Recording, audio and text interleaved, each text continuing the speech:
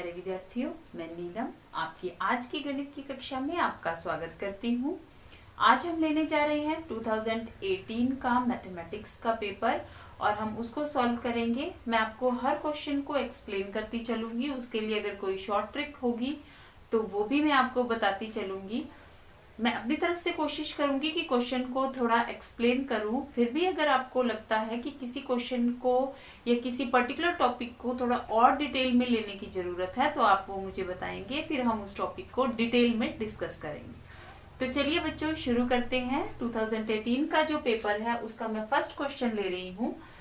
दो धनात्मक पूर्णांकों के एचसीएफ व एलसीएम में संबंध ज्ञात करना है। यानी कि आपने जो फर्स्ट चैप्टर पढ़ा उसमें आपने एचसीएफ और एलसीएम यानी कि जो आपके महत्तम समापवर्तक हैं और लघुत्तम समापवर्तक हैं उनके बारे में डिटेल में पढ़ा है।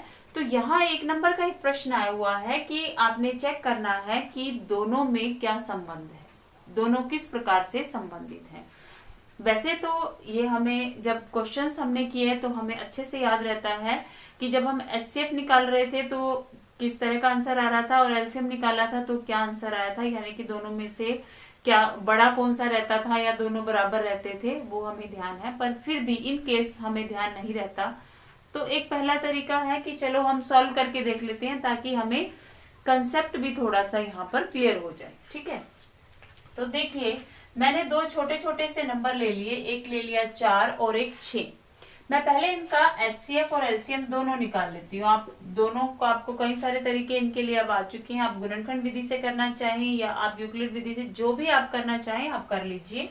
तो देखिए ये हो गया, ठीक है। फिर ये क्लियर, गुणनखंड बना लिया आपने। अब देखिए ये हो गए आपके गुणनखंड, हो गए दोनों संख्या। अब एचसीएफ क्या है बच्चों, दोनों के अंदर जो कॉमन है, जो एक जैसा है दोनों के अंदर, वो है एचसीएफ। जैसे ये देखिए 4 और 6 के गुणनखंड लिख दिए मैंने। इन दोनों में एक जैसा क्या है, 2 है। 2 इसके पास भी है, इसके पास भी है। इसके पास 2 बार है, इसके पास कितनी बार है, 1 बार। इसका मतलब दोनों के पास कितनी बार हुआ, कॉमन जो है वो क्या है, 1 बार है। ठीक है, तो इसका मतलब जो आपके पास एचसीएफ आया वो कितना आ गया, 2। ठीक है, अब हम बात करते हैं एलसीएम की। तो एलसीएम क्या है, एलसीएम में हम देखते हैं, हमने कहा कि 2 आया, 2 बार इसके पास आया और 1 बार इसके पास। तो ज्यादा किसके पास आया, ये। तो जो ज्यादा है उसको लिख लेना है। ठीक है, जितनी बार ज्यादा आया है वो आपने अधिकतम बार जो आया है वो लिखना है। ठीक है, दूसरा, अब देखिए यहाँ इसके पास तो कोई नंबर नहीं है, दूसरे के पास क्या है, 3 है। दोनों में से जिसके पास भी है, जो भी नंबर है, जितनी बार भी है, अधिकतम उतनी बार लिखना है। अब 3 इसके पास तो है नहीं, यानी कि हम ये कह सकते हैं कि इसके पास तो 0 बार है और इसके पास 1 बार है। तो ज्यादा किसके पास है, इसके पास। तो जिसके पास जितना भी है हमने ले लेना है। क्लियर। अब देखिए गुना कीजिए इसको, 4 और 3 किया गुना तो 12 आ गया। ये आप गया, आपके पास एलसीएम आ गया। तो अब आपने देखा कि जो एचसीएफ है वो बड़ा है या एलसीएम बड़ा है। बिल्कुल सही पहचाना आपने, जो एलसीएम है वो बड़ा है। अब ऑप्शंस में आ जाए जरा, देखिए जो एचसीएफ है यहाँ पर वो, और ये एलसीएम, यहाँ संबंध क्या दिया है, ये जिस तरफ ओपन हो जाता है ये निशान है बड़े वाला। ठीक है, तो एचसीएफ ये कह रहा है कि एचसीएफ बड़ा है एलसीएम से। क्या वाकई ऐसा है, नहीं। हमने देखा कि एलसीएम बड़ा है और एचसीएफ छोटा है, तो इसका मतलब ये ऑप्शन नहीं है। एचसीएफ बराबर है एलसीएम के, ये तो हमारे पास एक छोटा सा उदाहरण है। तो ये नेक्स्ट हमारे पास जो ऑप्शन है वो कहता है कि एचसीएफ और एलसीएम बराबर है। तो क्या बराबर आते हैं, नहीं। आपने ये तो एक उदाहरण हमने लिया है, हम एक्सरसाइज में बहुत सारे क्वेश्चंस करके आए हैं। तो क्या हम वहां हमें मिला कुछ ऐसा कि जो है दोनों ही बराबर थे या छोटे थे, नहीं था ना। तो हमने जो संबंध देखा था वो क्या था कि हमेशा ऐसा हुआ कि जो एलसीएम है वो एचसीएफ से हमेशा बड़ा आया। तो अब देखिए ये इसकी साइड ओपन हो रखा है तो इसका मतलब ये बड़ा है। तो आपका जो सही ऑप्शन हुआ वो क्या हुआ, ऑप्शन नंबर सी। ठीक है, अब क्वेश्चन था 1 नंबर का, ये तो था आपको समझाने के लिए कि हमें पता होना चाहिए कि HCF और LCM को कैसे निकाला जाता है। अब अगर यही क्वेश्चन है और बाय चांस हम भूल गए या टाइम नहीं था हमारे पास, तो फटाफट से क्वेश्चन को देख के ही आपको कैसे पहचानना है कि इनमें से बड़ा कौन सा है या इसका ऑप्शन कौन सा रहेगा। ठीक है, ये तो मैंने आपको बता दिया कि निशान की पहचान तो आपको होनी चाहिए। यहाँ ये कह रहा है कि HCF बड़ा है। ठीक है, अब हम पहले अपने क्वेश्चन को देख लेते हैं। यहां से पहला अल्फाबेट उठाइए, क्या है? H। दूसरा क्या है? L। जब आप अल्फाबेट्स को पढ़ते हैं, ABCD को पढ़ते हैं, तो पहले क्या आता है? H और बाद में क्या आता है? L। यानी कि अगर हम उसका नंबर देखें तो नंबरिंग में L का नंबर बड़ा आएगा या H का नंबर बड़ा आएगा? L का नंबर बड़ा आएगा, है ना। तो क्या हुआ कि इसका मतलब L बड़ा है H से, तो इसलिए L बड़ा हो गया H से। तो ये हो गया आपके पास कि जो LCM है वो क्या है? बड़ा है HCF से।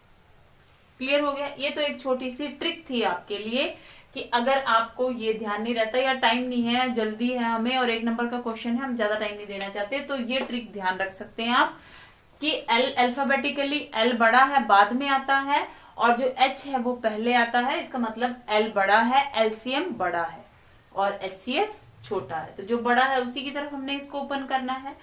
तो ये हो गया आपका फर्स्ट क्वेश्चन। चलिए लेते हैं सेकंड क्वेश्चन।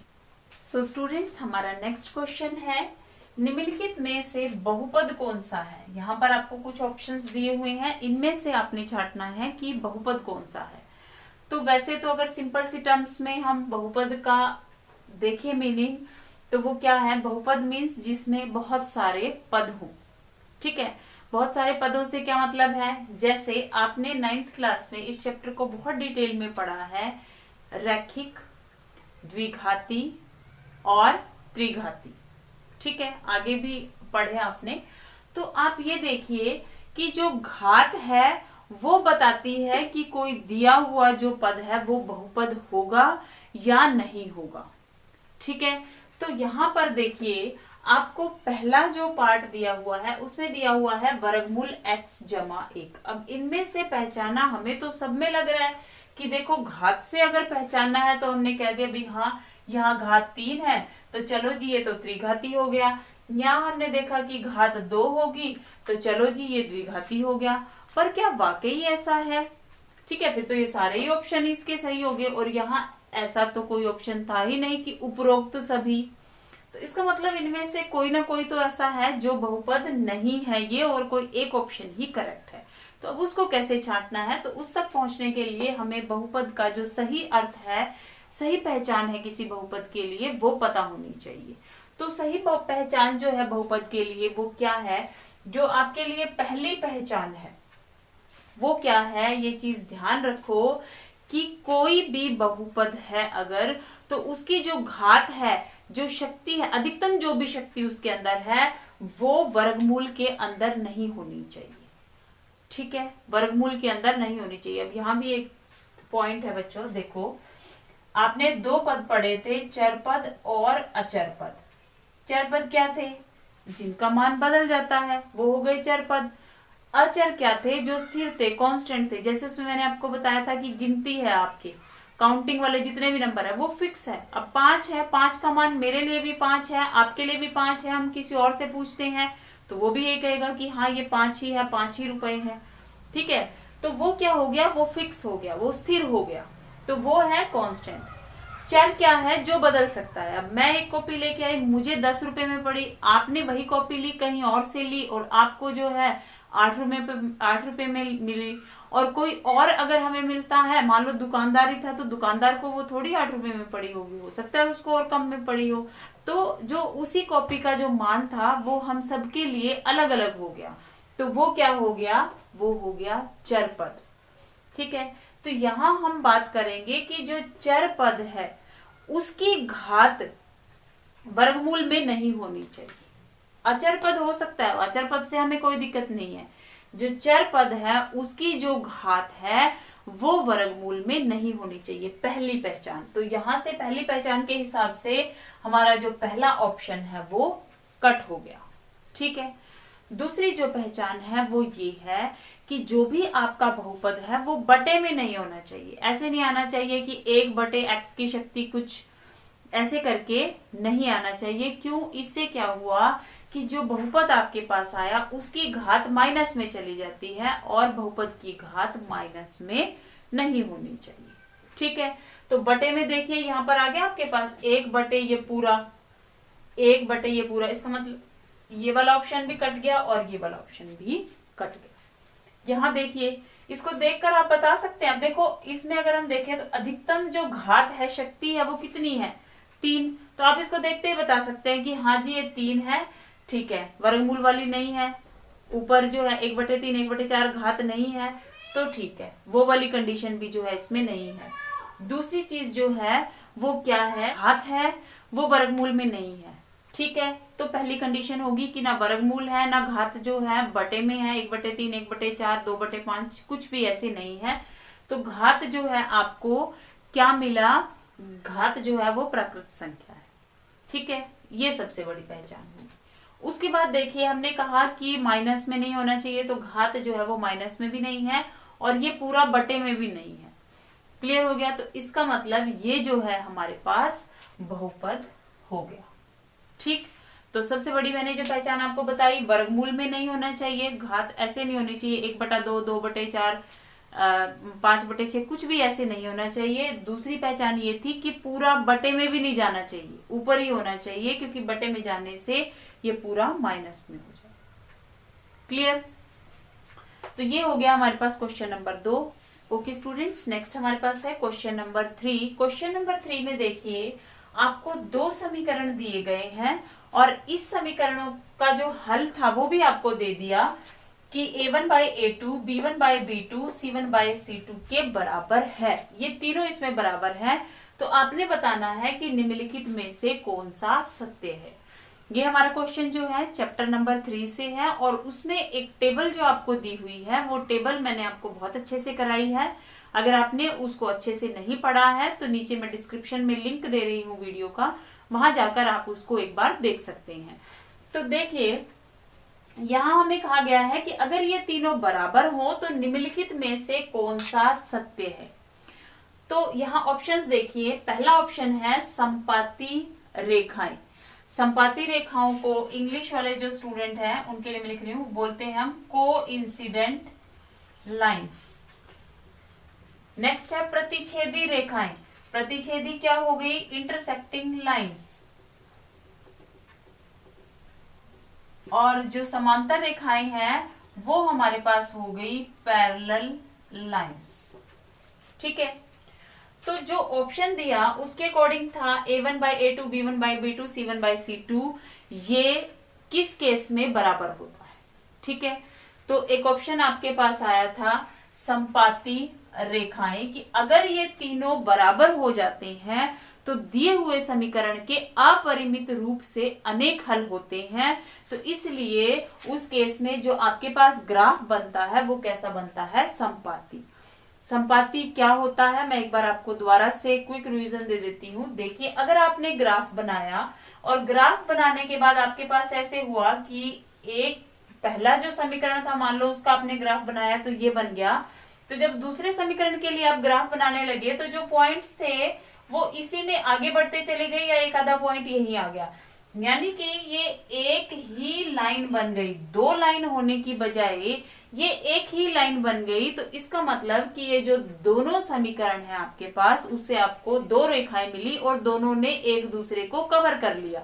तो जब दोनों एक दूसरे के ही ऊपर हैं तो फिर ये क्या हो जाएगा कि इसके जो पॉइंट्स लिए और इसके जो पॉइंट्स लिए वो सेम आ गए हमारे पास, तो एक लाइन ने दूसरी लाइन को कवर कर लिया। तो ग्राफ जो बना वो कैसा बना? संपाती। इस केस में आपको मिली कोइंसिडेंट लाइंस। दूसरा था आपके पास प्रतिच्छेदी रेखाएं। आपने एक इस समीकरण के लिए ग्राफ खींचा, दूसरे समीकरण के लिए जब आप ग्राफ खींचने लगे तो आपने देखा कि दोनों ग्राफ एक दूसरे को किसी एक बिंदु पर काट रहे थे। तो काटना मीन्स प्रतिच्छेद करना। ठीक है, तो ये हो गया आपके पास प्रतिच्छेदी रेखाएं यानी कि इंटरसेक्टिंग लाइंस। ठीक है, नेक्स्ट आपके पास है समांतर रेखाएं। अगर आपने एक ग्राफ बनाया और जब आप दूसरा ग्राफ बनाने लगे तो ग्राफ कुछ ऐसे बन गया कि जो दोनों रेखाएं हैं वो दोनों समीकरणों का जो ग्राफ आया उसमें जो दो रेखाएं आई वो दोनों एक दूसरे के साथ समांतर चलने लगी जैसे रेल की पटरियां। तो इस केस में जो आपका ग्राफ था वो क्या हो गया, समांतर रेखाएं यानी कि पैरेलल लाइंस। क्लियर हो गया। तो अगर ये आपके पास जो टेबल दी हुई है उसमें बहुत अच्छे से आपको बताया गया है और मैं भी क्लियर कर चुकी हूं कि अगर तीनों यहाँ पर ये जो गुणांक हैं A1 और A2 इनका अनुपात लिया जाए, B1 और B2 इनका अनुपात लिया जाए और ये C1 और C2 इनका अनुपात लिया जाए, तो अगर ये तीनों अनुपात बराबर आ जाते हैं, तीनों ही सेम आ जाते हैं, तो उस केस में आपका ग्राफ कौन सा बनता है, समपाती रेखा। क्लियर। मेरे ख्याल से ये आपको क्लियर हो चुका है। फिर भी कोई डाउट अगर इसमें आपको आता है तो आप नीचे डिस्क्रिप्शन में जो लिंक दिया हुआ है उस वीडियो में देखिए। फिर भी अगर डाउट रहता है तो आप पूछ सकते हैं। ठीक है, चलिए स्टूडेंट्स लेते हैं अपना नेक्स्ट क्वेश्चन। तो नेक्स्ट क्वेश्चन में हमें क्या कहा गया है कि ये जो श्रेणियां आपको दी गई है इनमें से आपने दी हुई श्रेणियों को देखकर बताना है। ये कुछ सीरीज दी गई है आपको, तो इन सीरीज को आपको देखकर बताना है कि इनमें से कौन सी एपी श्रेणी है, कौन सी नहीं है। ठीक है, तो एपी जो श्रेणी है, जो एपी सीरीज आपके पास है वो क्या होती है वो आपको थोड़ा सा पता होना चाहिए। एपी श्रेणी क्या है, जब आपके पास जो भी सीरीज दी गई है उनके किन्हीं दो जो पद हैं आप क्रम में उनको ले रहे हैं और उनका जो अंतर है जिसको कि हम सार्वंतर कहते हैं, यदि वह समान है तो इसका मतलब जो दी हुई श्रेणी है वो कौन सी श्रेणी हो गई, एपी श्रेणी। कैसे, जैसे देखिए आपने इन दोनों का अंतर निकाला यानी कि पहले और दूसरे पद का अंतर निकाला, दूसरे और तीसरे पद का निकाला। अगर जितना अंतर पहले और दूसरे पद में है उतना ही अंतर दूसरे और तीसरे पद में है और उतना ही अंतर तीसरे और चौथे और आगे ऐसे ही हर एक पद में अंतर जो है वो समान है, तो इसका मतलब जो दी हुई श्रेणी हमारे पास है वो कौन सी श्रेणी हो गई, एपी श्रेणी। अगर ऐसा नहीं है कि जो अंतर है वो समान नहीं है तो फिर एपी श्रेणी नहीं है। अब मैं यहाँ ज्यादा सॉल्व नहीं करूंगी, आप सीधा सीधा देखिए कि ए स्क्वायर में से ए घटाया, ए स्क्वायर माइनस ए, और यहाँ ए क्यूब में से ए स्क्वायर घटाया। क्या ये दोनों बराबर हो सकते हैं? नहीं हो सकते। इसका मतलब ये जो सार्वंतर है यहाँ ये बराबर नहीं है तो एपी श्रेणी नहीं है। अब हम इसके पास आए, एक का वर्ग कितना हो गया, एक ही है, तीन का वर्ग कितना हो गया, 9, तो यहाँ मैंने दूसरे में से पहला घटा दिया, 9 में से एक घटा दिया, कितना हो गया, 8। अब हम यहाँ देख लेते हैं, ये हो गया 9, ये 5 को 5 से किया 25 यानी कि 25, तो 25 में से 9 घटाओ तो क्या यहाँ 8 आएगा, नहीं आएगा। इसका मतलब ये भी एपी श्रेणी नहीं है। ठीक है, अब इसको देख लो, इसको देख लेते हैं। चलो पहले नेक्स्ट ऑप्शन पे आ जाते हैं, 2a और a। अब देखो यहाँ a सब में है, कोई फर्क नहीं पड़ेगा, शक्तियां उतनी ही है, बढ़ी नहीं। जैसे यहाँ a की शक्ति बढ़ रही थी ना तो बढ़ती जा रही थी हर बार, तो ये हो ही नहीं सकती एपी। ठीक है, अब इसमें देखिए, इसमें क्या है कि जो a है वो सब में बराबर है, तो इस a से तो कोई फर्क नहीं पड़ रहा। अब अपनी गिनती देख लो, यहाँ कुछ नहीं है तो 1 है, 2 में से 1 गया 1, 3 में से 2 गया 1, 4 में से 3 गया 1, तो सब में जो सार्वंतर है वो क्या आया, बराबर आया, यानी कि जो सार्वंतर था वो 1a आ गया सब में, तो बराबर है। इसका मतलब ये जो है हमारे पास वो क्या है, हमारी एपी श्रेणी है। अगर चेक करना चाहो इसको भी देख लो जरा, 3 में से 1 गया 2, 9 में से 3 गया 6, तो सार्वंतर हमने तो दो पदों से देख लिया, आगे तो हमें जरूरत ही नहीं पड़ी भाई। जब पहले दो का ही बराबर नहीं है तो आगे से हमें क्या मतलब है, चाहे होता रहे। ठीक है, तो जब अंतर बराबर नहीं है तो ये भी एपी श्रेणी नहीं है। क्लियर, मैं उम्मीद करती हूं कि आपको ये अच्छे से समझ में आ गया है। फिर भी अगर आपको कोई डाउट रहता है तो आप पूछ सकते हैं। चलिए लेते हैं next question. Okay students, next हमारे पास है इसी एपी जो श्रेणी है हमारी चैप्टर नंबर 5 जो है, उसी से नेक्स्ट क्वेश्चन भी उसी से पूछा गया है हमारे पास कि जो एपी ये सीरीज दी हुई है आपको, अब हमने चेक नहीं करना, उसने कह दिया एपी है तो ठीक है। उसने कहा कि इसका 10वां पद यानी कि जो इसकी 10th टर्म है वो क्या होगी इस एपी सीरीज की। ठीक है, तो एपी से किसी भी सीरीज की कोई भी आपने कोई भी पद उसका निकालना है, कोई भी टर्म निकालनी है, तो आपके पास जो फॉर्मूला है वो क्या है, A N is equal to ए, यानी कि उस जो श्रेणी है वो जो सीरीज है उसकी फर्स्ट टर्म पहला पद plus n minus 1 into D, यानी कि जितने पद उसके अंदर हैं उसमें से एक घटा दो और उसको सार्वंतर से गुना कर दो। ठीक है, तो हमने क्या निकालना है, 10वां पद, तो ये हो गया हमारा 8n। पहला पद क्या है यहाँ हमारे पास 2 प्लस n कितना है, जितने पद कहे गए हैं 10 में से 1 घटा दो। ठीक है, d सार्वंतर क्या है, 7 में से 2 घटाओ 5। यही चेक हो गया। अगर आपको डाउट लगता है, वैसे उसने कहा है तो आपको चेक करने की जरूरत नहीं है, 12 में से 7 घटाओ तो भी 5 ही आएगा। ठीक है, तो देखिए क्या आएगा, 2 प्लस 10 में से 1 गया 9 को 5 से गुना किया आपने 45, तो 45 और 2 कितना हो गया 47 47। ठीक है, तो आपका ऑप्शन है इनमें से यस, ऑप्शन नंबर बी जो है वो आपका आंसर हो जाएगा। क्लियर? ओके स्टूडेंट्स, नेक्स्ट जो क्वेश्चन है वो है कि इनमें से आपको कुछ ट्राइंगल्स दिए हुए हैं, कुछ ऑप्शंस हैं आपके पास, और उसमें क्वेश्चन जो पूछा गया है वो आपको ये बताना है कि इनमें से कौन सा जो युग्म मीन्स कौन सा जो पेयर है, कौन सा जोड़ा है इनमें से त्रिभुजों का जो कि समरूप नहीं है। तो बच्चों, इस क्वेश्चन को देखने से पहले एक छोटी सी चीज मैं आपको बताना चाहती हूँ। बहुत सारे बच्चे समरूप और सर्वांगसम दोनों में कंफ्यूज हो जाते हैं कि जो समरूप है यानी कि जो सिमिलर है और जो कॉन्ग्रेंट है ट्राइंगल्स, उनसे क्या मीनिंग है, तो वो उनको थोड़ी कंफ्यूजन रहती है। तो मैं थोड़ा सा आपको यहाँ क्लियर कर देती हूँ। समरूप, समरूप यानी कि अगर इस शब्द को आप तोड़ें तो क्या बना अर्थ, समरूप यानी कि समान रूप वाला।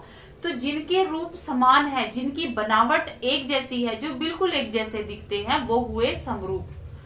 सर्वांगसम में हम क्या बात करते हैं कि दोनों एक जैसे हैं, सर्व अंग समान। देखिए मैं एक बार इन दोनों का अर्थ आपको बता देती हूँ। समरूप से क्या मतलब है, सम जमा रूप, यानी कि समान रूप वाला, जो बिल्कुल एक जैसा दिखाई देता है, बिल्कुल एक जैसा दिखाई देता है, छोटा बड़ा हो सकता है लेकिन दिखने में एक जैसा है। क्लियर हो गया? दूसरा आप कह रहे हैं सर्वांग सम। सर्वांग सम से क्या मतलब है, सर्व अंग समान, यानी कि जिसके सारे के सारे जो भाग हैं वो एक जैसे हों। सर्व अंग समान, जिसके सभी की सभी भाग एक जैसे हों। 3 भुजाएं हैं तो जितनी इसकी है भुजाएं, अगर एक भुजा 3 सेंटीमीटर की है तो दूसरे की भी उतने ही सेंटीमीटर की होनी चाहिए। कोण जितने हैं उतने ही होने चाहिए। तो सर्वांग समान में क्या है कि अगर सर्वांग समता की बात कर रहे हो तो एक त्रिभुज ली, दूसरी जिसको चेक कर रहे हो सर्वांगसम है या नहीं, अगर उसको इसके ऊपर रखा जाए तो दोनों एक दूसरे को पूर्ण रूप से ढक लेंगी। जैसे अगर आप 500 का नोट लेते हैं तो आपके पास एक 500 का नोट है, आपने उस नोट के ऊपर अगर दूसरा नोट रख दिया 500 का ही, तो दोनों एक दूसरे को पूर्ण रूप से ढक लेंगे। तो ये क्या हुए, दोनों ने एक दूसरे को पूर्ण रूप से ढक लिया, यानी कि उनके जो सभी भाग हैं, लंबाई चौड़ाई ऊंचाई जो भी है, वो सभी क्या है, बराबर हैं। ठीक है, जब आप समरूपता की बात करते हो तो रूप तो एक जैसा है, ठीक है, दिखने में एक जैसे हैं, लेकिन एक छोटा हो सकता है और एक बड़ा हो सकता है। एक की हाइट कम हो सकती है और एक की हाइट ज्यादा हो सकती है। कैसे? कम या ज्यादा होने से क्या मतलब है, फिर हम ये कैसे कहेंगे कि समरूप है, फिर तो सारी ही त्रिभुजें समरूप हो गई। ठीक है, तो उसमें क्या है कि एक अनुपात होना चाहिए भुजाओं में। कोण तो बराबर मिलेंगे सारे के सारे, क्योंकि रूप एक जैसा होने से क्या मतलब है भाई, एक त्रिभुज है दूसरी भी उसी के जैसी त्रिभुज है, कोण तो बराबर है, छोटी बड़ी होगी, यानी कि भुजाओं का अनुपात जो है वो दोनों में समान है। ठीक है, तो ये हो गई हमारे पास समरूपता। तो पहचान क्या है, हमेशा याद रखो कि दिखने में रूप रंग एक जैसा है, समरूप में एक जैसी दिखाई दे रही है, यानी कि कोण एक जैसे हो गए अंदर से, लेकिन बाहर से जो भुजाएं हैं वो छोटी बड़ी हैं, और छोटी बड़ी भी ऐसे नहीं, किसी एक अनुपात में है। क्लियर? देखिए कैसे यहाँ पर कोणों की बात हो रही है। अब हमने देखा इसमें 80 है, इसमें भी 80 है, यहाँ ये कह रहा है 30 है, इधर वाला हमें पता नहीं है, और ये हो गया 70। तो अब ये 70 है, अब दो कोण पता है, तीसरा निकाल सकते हैं ना, चेक कर लेते हैं। देखिए आपको पता है त्रिभुज के तीनों कोणों का योग 180 डिग्री होता है, तो 80 और 70 हो गए 150, तो कितने डिग्री बचा, 180 में से 150 घटा दो, कितना हो गया 30 डिग्री। तो इसका मतलब ये वाला कोण कितने डिग्री का होना चाहिए, 70 डिग्री का। तो ये तो हो गई समरूप। उसने पूछा है कौन सी समरूप नहीं है, तो ये तो समरूप है, इसको नहीं छेड़ना। आगे चलो, ऑप्शन नंबर बी, यहाँ तो क्लियर कट दिख रहा है, हमें नहीं पता कोई कोण जो है त्रिभुज, चाहे ऐसे करो जैसे मर्जी रखो उसको, आप सिर्फ यहाँ से देख लो कोण आपको दिखाई दे रहे हैं, अंदर वाले बराबर है, जरूरत ही नहीं है देखने की। आगे चलो, ये समरूप है, ठीक है, मैंने भी बताया जिसमें कोण है उसको देखने की जरूरत ही नहीं है, वो समरूप है कि जिसमें एक जैसे कोण है, ठीक है। आगे चलिए, अब भुजाओं पे आए, तो यहां हमने देखा भाई यहां है 2, ठीक है, यहां तो इसी साइज की भुजाएं तो है नहीं, कोणों का पता नहीं चल रहा, भुजाएं दी हुई हैं, भुजाओं को देख के कैसे चेक करें कि ये समरूप होगी या नहीं होगी, ठीक है। अब हमने क्या देखा कि ये 2 है, ये हो गया 4, 2 और 4 में कोई संबंध है, हाँ, कि जो 4 है वो 2 का दुगना है, 2 को 2 से गुना किया तो कितना आ गया 4, ठीक है। अब हम दूसरी भुजा को पकड़ते हैं 3, एक और भुजा ली, 3 और 5 में कोई संबंध है नहीं, 3 को 2 से गुना करके देखो, 2 से किया ना हमने, 2 को 2 से किया, तो 3 को भी 2 से गुना करके देखो, 3 दूनी 6, तो चलो हमें दूसरी भुजा भी मिल गई। अब तीसरी भुजा बनी 2.5, 2.5 को लेके ना बहुत सारे बच्चे कंफ्यूज हो जाते हैं, तो फिर गुना करने बैठ जाते हैं, गुना करने बैठे वहां और कंफ्यूजन होगी भाई। 2.5 का मतलब क्या है, 2.5 हो गया ना, एक 2 जो है वो पूरा है आपके पास और एक आधा है, ठीक है, तो 2.5 हो गया। अब 2.5 का जब आप दुगना करते हो, डबल करते हो, तो कितना हो जाएगा 5 हो जाएगा, सीधी सी बात है। तो ये हो गया आपके पास 5। तो सारी भुजाएं क्या है 2, इस वाली त्रिभुज की सभी भुजाएं जो है अगर 2 से गुना कर दी जाए, दुगनी कर दी जाए, तो ये वाली त्रिभुज मिल गई, इसका मतलब ये भी सर्वांग समरूप है, ठीक है। अब हमने तो बताना नहीं है, तो कौन सी नहीं है, चलो आगे। यहां आपने देखा कि ये हो गई 2, 2 की दुगनी, ठीक है, आगे 4, ठीक है, 3, 3 की दुगनी हो गई 6, अब ये आ गया 2.7, क्या 2.7 का दुगना 5 है, गुना करने की जरूरत नहीं है, सीधा सीधा हमें पता है कि 2 पॉइंट, अभी देखा था हमने 2.5 का दुगना 5 है, तो 2.7 का दुगना तो 5 नहीं हो सकता, इसका मतलब ये आपका करेक्ट ऑप्शन है। जो उसने पूछा ये त्रिभुज जो है वो समरूप नहीं है। समरूप अगर भुजाओं के आधार पर देख रहे हो बच्चों, तो आपको क्या देखना है कि जो भुजाएं हैं वो एक अनुपात में हो, जैसे आपने यहाँ देखा कि दुगनी हो गई, आधी हो गई, वो हो सकता है, पर कोई संबंध ना हो तो नहीं आएगा। क्लियर हो गया? ओके स्टूडेंट्स, नेक्स्ट है हमारे पास क्वेश्चन नंबर 7। इसमें हमने देखना है कि जो दो त्रिभुज हैं, समरूप त्रिभुज हैं, उनकी भुजाओं का अनुपात आपको दिया गया है, तो आपने क्षेत्रफलों का अनुपात बताना है। तो एक छोटी सी बात है बच्चों, जब देखो आप कि अगर भुजाओं का अनुपात दिया हुआ है, भुजाएं बड़ी होंगी कि क्षेत्रफल बड़ा होगा, जाहिर सी बात है कि जो क्षेत्रफल है वो ज्यादा होगा भुजाओं से, ठीक है। तो अब हमने ये बताना है कि अगर भुजाओं का जो अनुपात है वो ये हो, तो क्षेत्रफलों का अनुपात, इसका मतलब इनसे ज्यादा आना चाहिए। तो क्षेत्रफल कैसे मिलता है हमें, इनका वर्ग करने पर।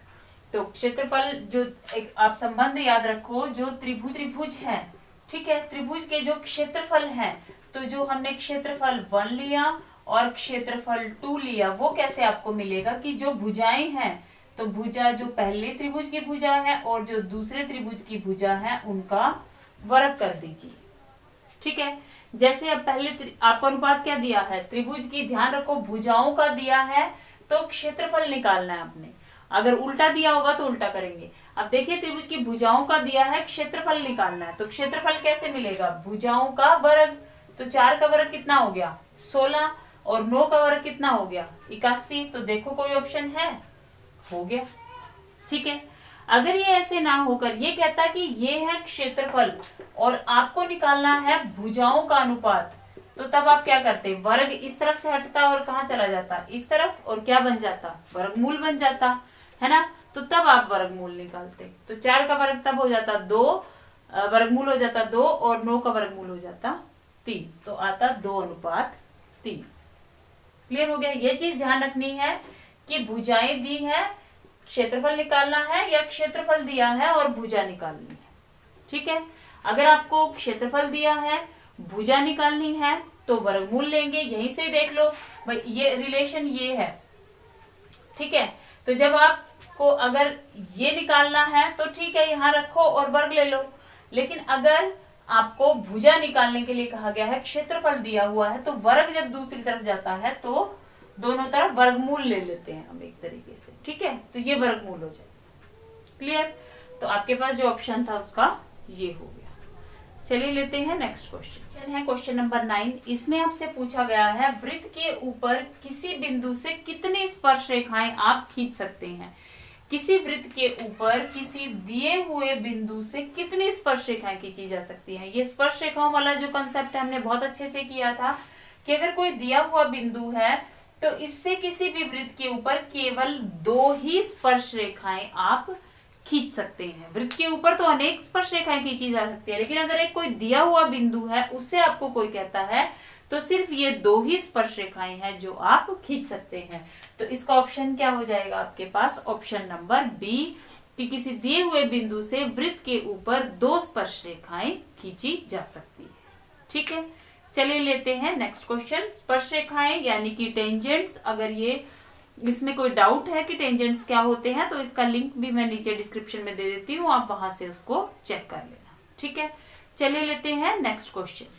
तो नेक्स्ट है हमारे पास क्वेश्चन नंबर 9। वृत्त के किसी बिंदु पर स्पर्श रेखा स्पर्श बिंदु से जाने वाली त्रिज्या के बीच का जो कोण है वो क्या होगा। यानी कि जो टेंजेंट है वो आपका जो स्पर्श बिंदु मीन्स पॉइंट ऑफ कांटेक्ट है उसके थ्रू रेडियस के साथ कितने डिग्री का एंगल बनाता है वो आपने बताना है। तो स्पर्श बिंदु स्पर्श रेखा ये मैं पहले ही बता चुकी हूँ, ये हो गई किसी बिंदु से आपके वृत्त के लिए, सॉरी ये हो जाएंगी एक ही पॉइंट पे टच करेगी, तो ये हो गई स्पर्श रेखाएं। ठीक है, और ये जहां पर टच कर रही है ये है स्पर्श बिंदु यानी कि पॉइंट ऑफ कांटेक्ट। ठीक है, अब उसने कहा कि रेडियस से, ये हो गया हमारे पास रेडियस यानी कि त्रिज्या, तो त्रिज्या कितने डिग्री का कोण बनाती है। हमेशा इसको ध्यान रखना है, ये मैंने आपको बताया भी था कि हमेशा जो त्रिज्या है स्पर्श रेखा के साथ वो 90 डिग्री का एंगल बनाती है। ठीक है, तो यहाँ आपका ऑप्शन क्या आ जाएगा? ऑप्शन नंबर बी, जो त्रिज्या है वो स्पर्श रेखा के साथ कितने डिग्री का एंगल बनाती है? 90 डिग्री का। ठीक है, ये आपने प्रूफ भी किया था, इसके लिए हम थ्योरम भी करके आए थे। ठीक, नेक्स्ट लेते हैं हमारे पास। नेक्स्ट जो क्वेश्चन है उसमें हमें कहा गया है कि जो बिंदु 3 और 4 है ये कौन से चतुर्थांश में स्थित है। ठीक है, ये कौन से चतुर्थांश में स्थित है। तो पहला है, दूसरा, आपके पास ऑप्शन यही होंगे इसके, पहला, दूसरा, ठीक है, दूसरा हो गया, फिर तीसरा आ जाएगा और फिर आ जाएगा इसके लिए चौथा। ठीक है, तो ये तो आपको बहुत अच्छे से आना चाहिए क्योंकि आप 9th क्लास में इसको बहुत डिटेल में करके आए हैं। फिर भी मैं एक बार बता देती हूँ, बहुत इजी है, इसको ध्यान रखना।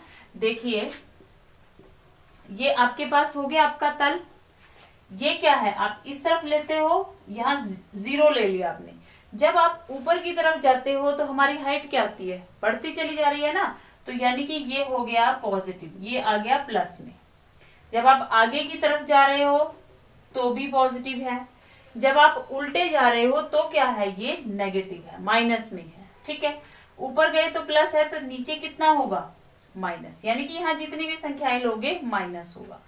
ये हो गया पहला चतुर्थांश। चतुर्थांश क्यों? क्योंकि 4 हिस्सों में बांट दिया, 1 2 3 4। एक तल को आपने काट दिया बीच में से तो 4 हिस्से बन गए, 1, ये हो गया 2, ये हो गया 3 और ये हो गया 4।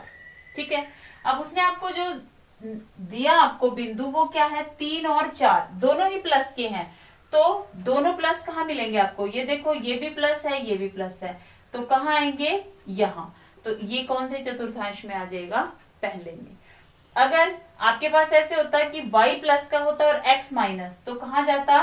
क्योंकि x वाला जो है बिंदु वो कहाँ आपको माइनस वाले मिलेंगे? यहाँ, और यहाँ प्लस वाले मिल रहे हैं। ठीक है, तो इसमें आ जाएगा आपके पास दूसरे में। अगर दोनों ही माइनस के होते तो ये देखो यहाँ ये x भी माइनस है, y भी माइनस है, तो कहाँ चले जाते? तीसरे चतुर्थांश में। चौथे चतुर्थांश में अगर y वाला जो है वो माइनस का होता और x वाला प्लस का होता तो आप चले जाते चौथे चतुर्थांश में। क्लियर? तो ये थे आपके 10 क्वेश्चंस। बाकी क्वेश्चंस हम नेक्स्ट वीडियो में लेंगे। अब आप पहले इनको रिवाइज कीजिए। अगर इनसे रिलेटेड कोई आपका डाउट है तो आप बेझिझक पूछ सकते हैं। Okay, thank you.